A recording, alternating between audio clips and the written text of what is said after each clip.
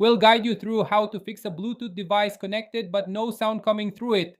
If you find this useful, then consider subscribing and liking the video. This problem is annoying as you're then unable to go and use the device for its headphones or speakers. So first of all, go to the bottom right of your computer and right click on the sound icon and press sound settings.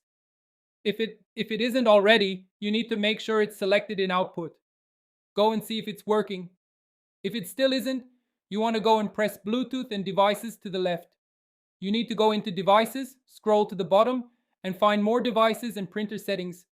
In here, find the Bluetooth device and double click on it. At the top, press services. If you see the option, you want to unselect hands-free telephony. Press apply, press OK, go and see if it's solved. If it still isn't, then what you need to do is you need to press search at the bottom and go and type in device manager.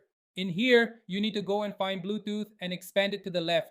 Go and find your Bluetooth adapter, return to your sound settings, and make sure you select it as the sound output.